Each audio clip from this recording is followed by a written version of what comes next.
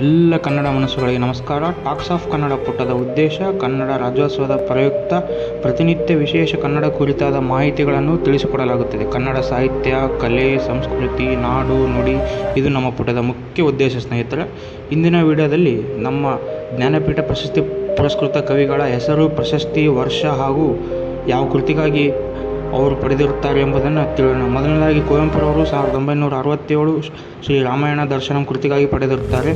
ಎರಡನೇದಾಗಿ ದ ರಾ ಬೇಂದ್ರೆ ಅವರು 1973 ನಾಲ್ಕು ತಂತಿ ಕೃತಿಗೆ ಜ್ಞಾನಪೀಠ ಪ್ರಶಸ್ತಿಯನ್ನು ಪಡೆದಿರುತ್ತಾರೆ. ಮೂರನೇದಾಗಿ ಶಿವರಾಮ್ ಕಾರಂತರು 1977 ಮೂಕಜ್ಜಿ ಕನಸುಗಳು. ನಾಲ್ಕನೇದಾಗಿ ಮಾಸ್ತಿ ವೆಂಕಟೇಶ್ ಅಯ್ಯಂಗಾರ್ 1983 ಕನ್ನಡ ಸಾಹಿತ್ಯ ಸಮಗ್ರ ಕೊಡುಗೆ. ಐದನೇದಾಗಿ ವಿಕ್ರು ಗೋಕಾಕ್ 1990 ಭಾರತ ಸಿಂಧು ರಶ್ಮಿ ಮತ್ತು ಕನ್ನಡ ಸಾಹಿತ್ಯ ಸಮಗ್ರ ಕೊಡುಗೆ. ಆರನೇದಾಗಿ ಯು ಆರ್ ಅನಂತಮೂರ್ತಿ 1994 ಸಮಗ್ರ ಸಾಹಿತ್ಯ ಕೊಡುಗೆಗಾಗಿ ಇವರು ಜ್ಞಾನಪೀಠ ಪ್ರಶಸ್ತಿಯನ್ನು ಪಡೆದಿರುತ್ತಾರೆ. ಏಳನೇದಾಗಿ ಗಿರೀಶ್ ಕಾರ್ನಾಡ್ 1998 ಕನ್ನಡ ಸಾಹಿತ್ಯ ಸಮಗ್ರ ಕೊಡುಗೆ. ಎಂಟನೇದಾಗಿ ಚಂದ್ರಶೇಖರ್ ಕಂಬಾರ್ 2010 ಕನ್ನಡ ಸಾಹಿತ್ಯ ಸಮಗ್ರ ಕೊಡುಗೆಗಾಗಿ ಜ್ಞಾನಪೀಠ ಪ್ರಶಸ್ತಿಯನ್ನು ಪಡೆದಿರುತ್ತಾರೆ.